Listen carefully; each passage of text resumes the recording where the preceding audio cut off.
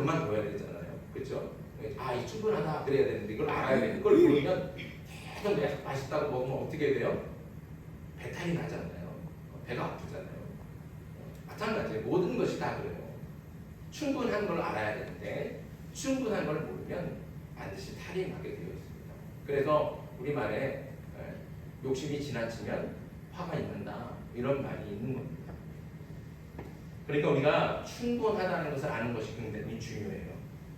오늘 말씀도 이제 충분한 것을 모르는 그리스도인들을 향해서 하나님께서 주시는 말씀입니다. 오늘 말씀이 이 골로새서는 바울이 골로새 교회에 보내는 편지입니다. 바울은 평생 이방 지역들을 나그네처럼 돌아다니면서 많은 곳에 복음을 전하고 또 많은 지역 가운데 교회를 세웠습니다. 그리고 자신이 세운 교회에 많은 편지들을 보냈죠. 그 편지들이 전부가 다 오늘 우리가 갖고 있는 신약 성경이 된 겁니다. 그런데 우리가 읽은 이 골로새서, 이 골로새서는 골로새 교회에 보낸 편지라고 했잖아요. 근데 이 골로새 교회는 바울이 개척한 교회는 아닙니다.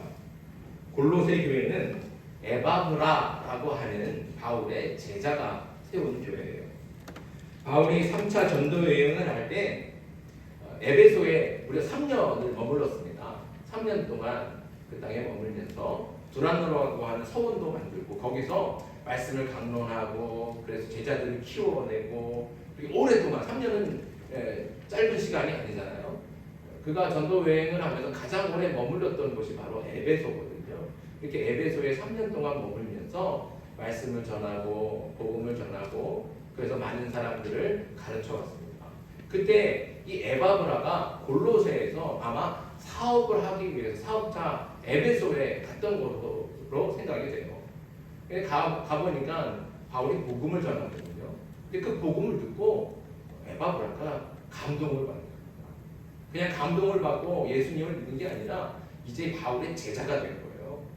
그래서 그 두란노 성원에 계속 다니면서 바울로부터 말씀을 듣고 또 배우고 그리고 전문적인 복음을 전하는 전도자로서의 전문적인 교육을 받게 됩니다. 그렇게 교육을 다 마친 다음에 이제 고향인 자기 살고 있던 골로새로 돌아온 거죠. 골로새에서 돌아와서는 이게 주저하지 않고 복음을 전하기 시작했어요. 그래서 복음을 전하기 시작해서 세워진 교회가 바로 골로새 교회였던 겁니다. 골로새 교회는 주로 가정을 중심으로 모이는 작은 교회였지만 비교적 믿음의 질서를 유지하고 복음의 열매를 맺으며 잘 자라고 있던 그런 교회였습니다. 그런데 골로새 교회에 문제가 생겼습니다. 어떤 문제냐? 잘못된 가르침을 전하는 거짓 선생들이 그 교회에 들어온 거예요. 그 교회에 들어와서 골로새 교회에 들어와서 교회를 막 혼란에 빠뜨리고 어지럽히고 있는 겁니다. 자, 그럼 이들이 무엇을 전했길래 이렇게 교회가 혼란에 빠졌을까요? 우선 에바브라가 바울에게 들은 복음은 무엇인가 이걸 기억해야 됩니다. 바울이 모든 것을 전하면서 많은 것을 전하면서 복음을 전하고 교회를 세웠지만 그가 전한 복음은 다르지 않습니다. 가는 곳마다 전한 것은 딱 하나죠. 뭐예요? 오직 믿음으로만 구원을 받는다. 단순하지 않습니까? 간단하죠. 우리는 다른 것을 할 필요가 없는 거예요. 오직 주를 믿기만 하면, 주 예수 그리스도를 믿기만 하면 우리가 구원을 받는다는 거죠. 바울이 전한 복음의 핵심은 바로 그겁니다. 에바브라도 바로 그 복음을 들은 거예요. 바울에게 그 복음을 들은 거죠. 그래서 오직 내가 예수 그리스도를 믿음으로 내가 구원받았고 나를 구원해 주신 그 예수님의 이름을 전하기 위해 골로새 교회로 돌아온 거죠. 그래서 골로새에 와서 또 똑같이 바울이 전한 복음과 똑같은 복음을 전하는 거예요. 오직 예수 그리스도를 믿으십시오. 믿으면 구원을 받습니다.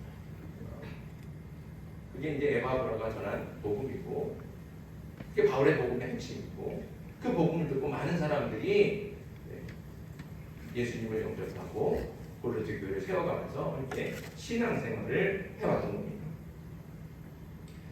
그런데 골로새 교회에 들어온 이 거짓 선생들은 바울이 전한 이 복음이 너무 단순하다는 거예요.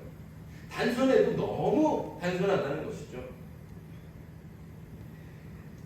구원을 받는다는 것이 얼마나 중대한 일인데 그것이 단순히 예수 그리스도를 믿는 것만으로는 충분하지 않다는 거예요. 그래서 믿는 것만으로는 부족하고 뭔가를 더 채워야 된다. 이들이 이렇게 주장을 하는 겁니다. 만약에 골로새 교인들이 이들의 가르침을 듣고 무슨 소리냐? 바울이 전한 복음은 그렇지 않다. 예수님을 믿기만 하면 우리 구원받는다. 이렇게 말하면서 이 거짓 선생들을 배척했다면 교회에는 아무 문제가 없었을 거예요. 그런데 많은 골로새 교인들은 이들의 주장에 혹했다는 겁니다. 왜 그랬을까요? 그건 이 거짓 선생들이 예수 그리스도에 대한 믿음을 완전히 부정하지 않았기 때문입니다. 그러니까 바울이 전한 복음을 아니야 그거 아니야 라고 부정한 건 아닙니다. 맞아, 예수님을 믿어야 구원받아. 일단 인정을 한다는 거죠. 바울이 전한 복음을 인정하는 거예요. 그런데 그렇게 인정하면서 뭐예요? 그런데 그것만으로는 좀 부족해. 구원받는 게 얼마나 중요한 일인데 예수님 믿기만 해서 되겠어? 예수님도 믿어야겠지만 다른 것도 필요해. 이렇게 말하면서 바울이 전한 복음이 부족한 것, 좀 미흡한 것, 그렇게 치부해버린 겁니다.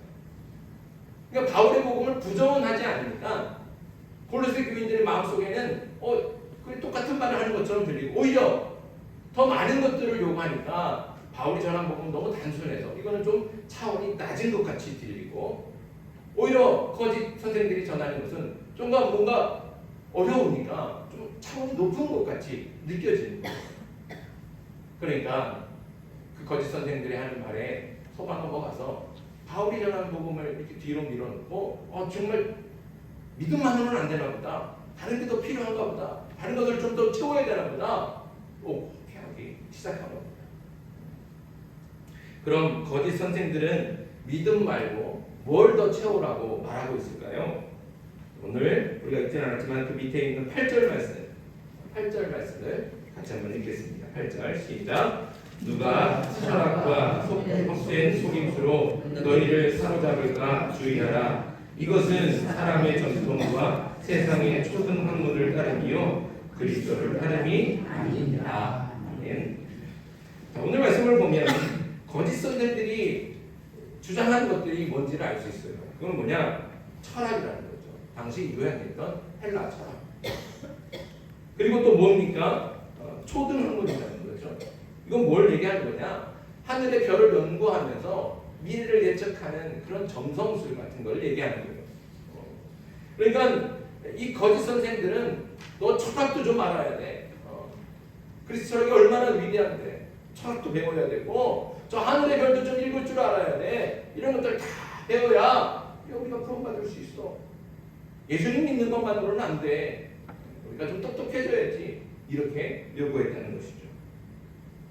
그런데 이것으로도 부족해서 더 요구한 것이 있습니다. 11절을 보면 바울이 유대인들처럼 할례를 받지 않는 이방인들, 골로새 교인들은 다 이방인들이거든요. 근데 그 이방인들을 향해 뭐라고 얘기합니까? 너희가 손으로 하지 않은 할례를 받았다. 이렇게 말하는 것을 보면 뭐예요? 지금 이 거짓 선생들이 이 골로새 교인들에게 너희 할례도 해야 돼. 라고 할례를 강요한 것을 알 수 있어요.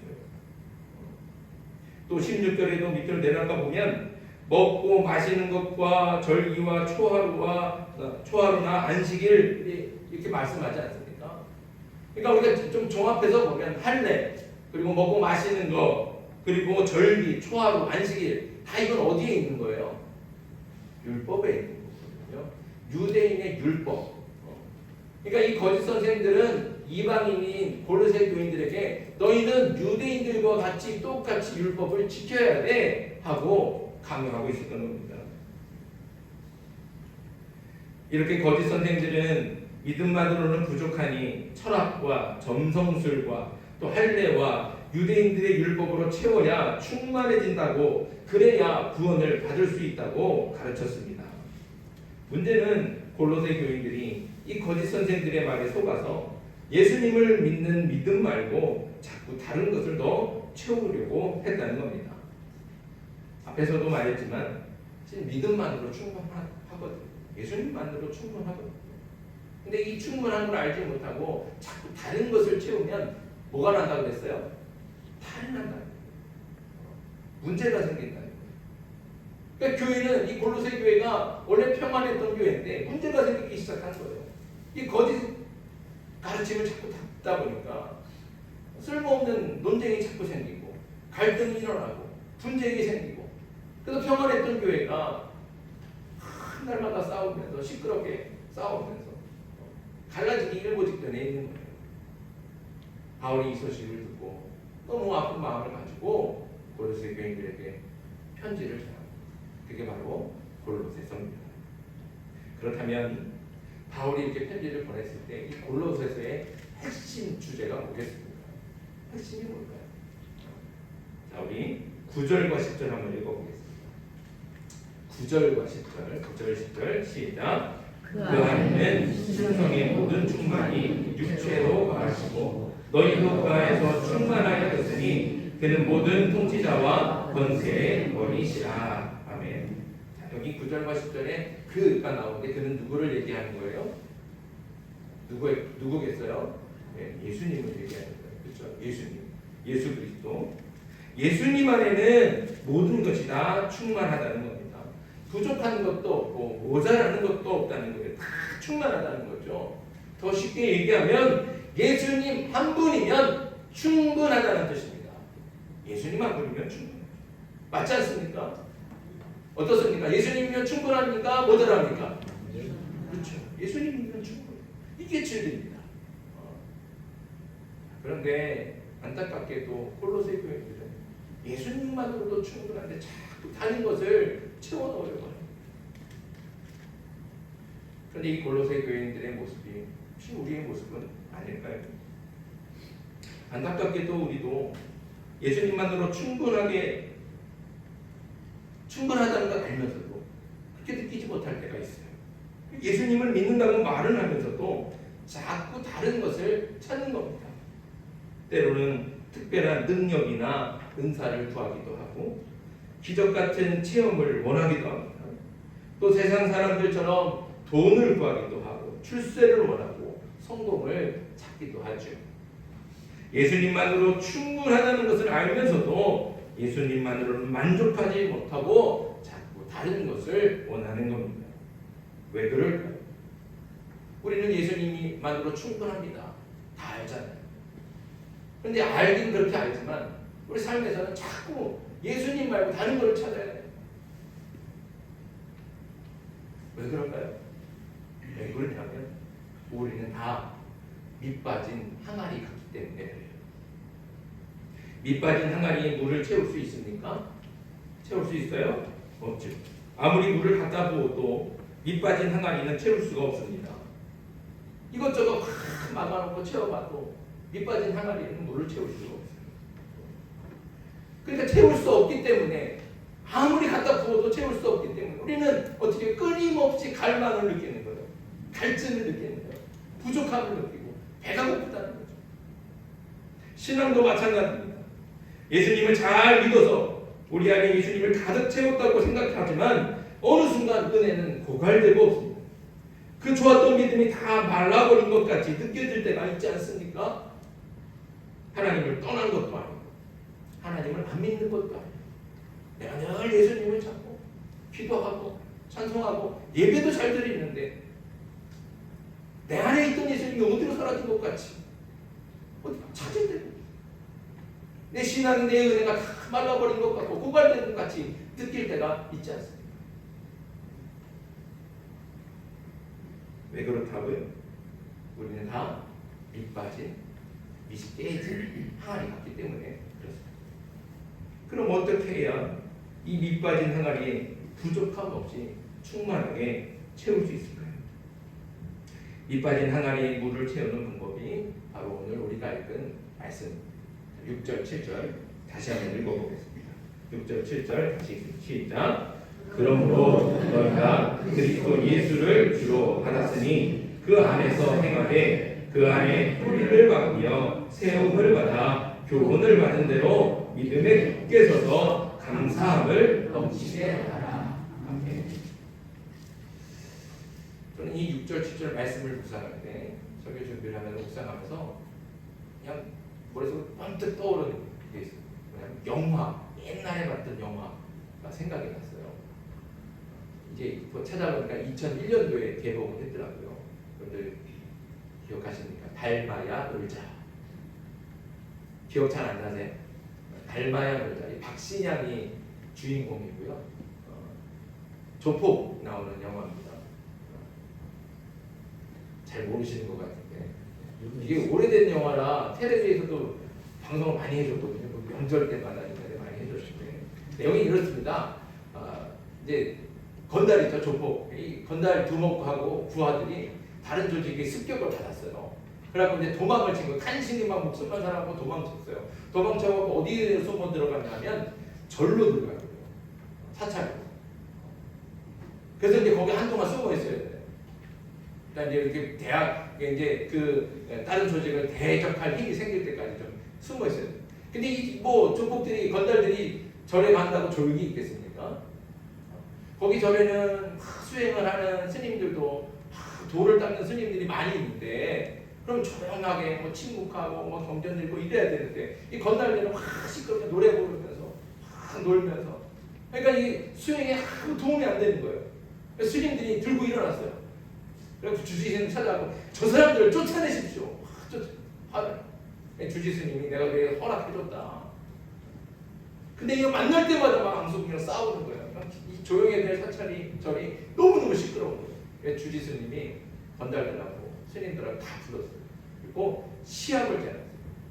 그러니까 시합을 해갖고 건달들이 이기면 그냥 있는 대로 원래 있는 대로 있고 만약에 스님들이 이기면 건달들 즉시 떠나라. 그래서 시합을 하죠. 그래서 이제 시합 이제 한 가지 하는 게 아니라 여러 종목이 있어요. 족구도 하고요. 그다음에 물 속에 들어가고 숨 오래 참는 거, 누가 오래 참다 이런 것도 있고. 근데 주지스님이 문제를 하나씩 건달들이 하나 주고 스님들이 하나 주고. 근데 그 항아리 어떻게 해요? 밑이 깨져요. 그래서 주면서 이 항아리에 오늘 저녁까지 물을 가득 채워요. 그럼 이긴다.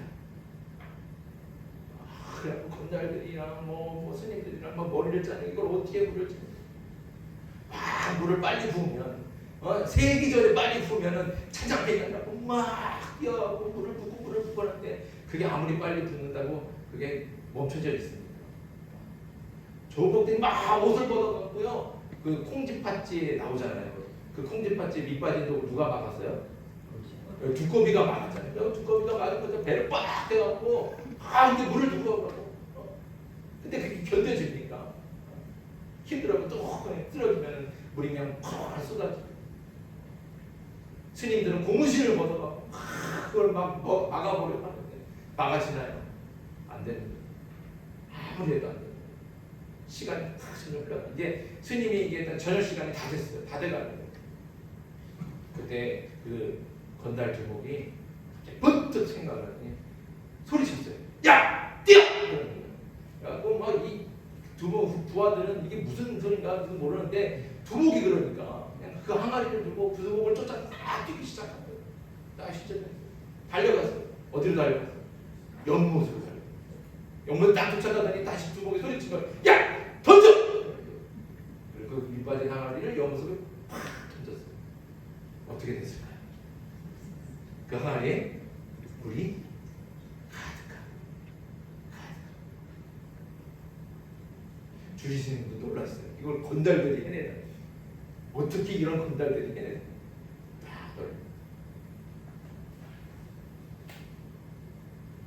이 영화 속에 나오는 얘기가 오늘 우리에게 주신 말씀하고 똑같아요. 아무리 밑이 깨진 항아리라고 해도 연못물 속에 통째로 잠겼을 때 그 항아리는 연못의 물로 가득 채워지게 되는 겁니다. 다시 말하지만 인간은요 마치 깨진 항아리 같습니다. 깨진 항아리에 물을 채우려면 방법은 한 가지밖에 없어요.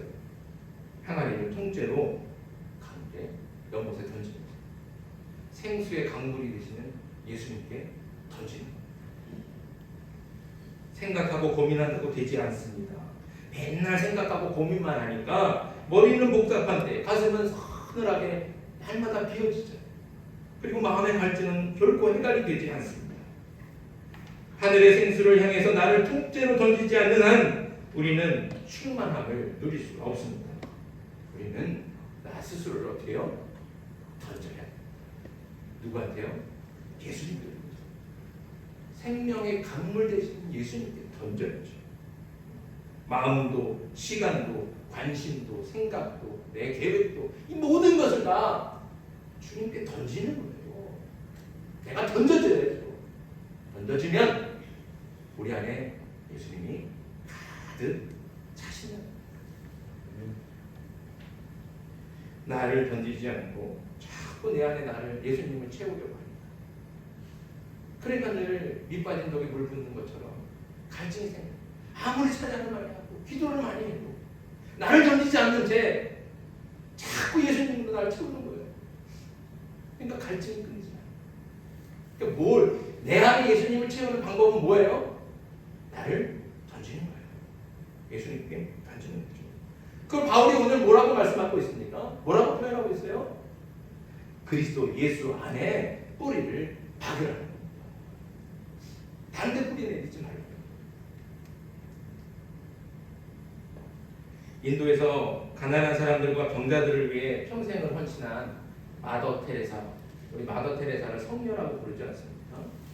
이 테레사 수녀님이 어느 날 하나님께 기도했어요.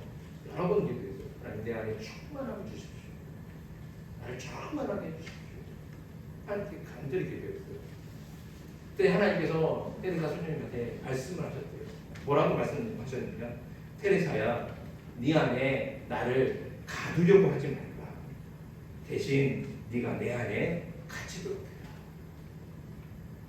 하나님의 말씀을 듣고 테레사 수녀가 바로 응답을 했고, 맞습니다 하나님. 오직 주님, 그 크신 주님을 내 안에 가두지 않겠습니다. 대신 제가 주님 안에 갇히게 해주십시오. 이렇게 기도하고 나니까 이 수녀님이 비로소 자유함을 누렸다는 겁니다. 예수님은 온 세상을 창조하신 창조자시고 모든 만물의 주인이십니다. 그리고 모든 생명의 근원이 되시죠. 그러니 예수님이 큽니까? 내가 큽니까? 당연히 예수님이 크죠. 그 큰 예수님을 우리가 담을 수 있습니까? 우리는 담을 수 없어요. 우리는 너무 좁고 너무 작기 때문에 그 크신 예수님을 어떻게 담겠습니까?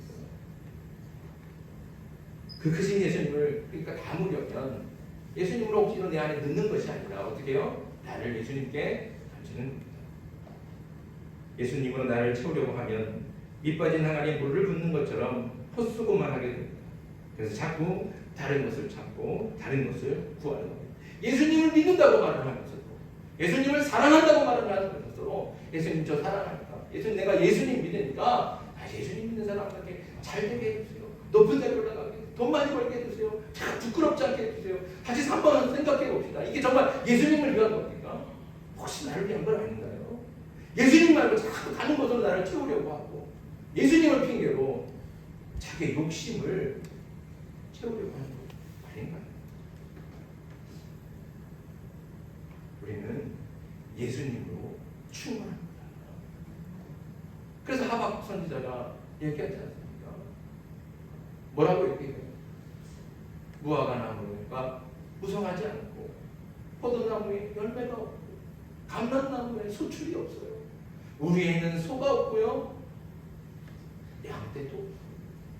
가진 게 아무것도 없어요. 근데 어떻게 한다고요? 나는 하나님으로 말미암아 기뻐한다. 무슨 말입니까? 내가 가진 건 아무것도 없지만 나는 주님만으로 만족합니다. 나는 주님만 있으면 충분합니다. 나는 주님만으로 충만합니다.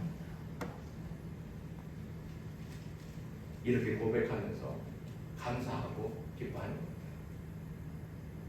오늘 말씀도 그걸 증거하잖아요. 그렇게 내가 예수님께 던져주면, 그렇게 던져진 사람은 어떻게 될까요? 오늘 말씀 7절 말씀은 마지막에 보세요. 뭐라고요? 감사함으로 함을 넘치게 합니다.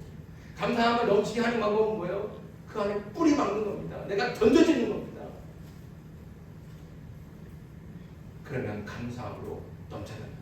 내가 뭐가 있어서 감사한 게 아니라, 내가 건강해서 감사한 게 아니라, 나는 비록 가진 게 없지만, 나는 비록 몸이 연약하고 병들었지만, 나는 오직 주님만 봤어.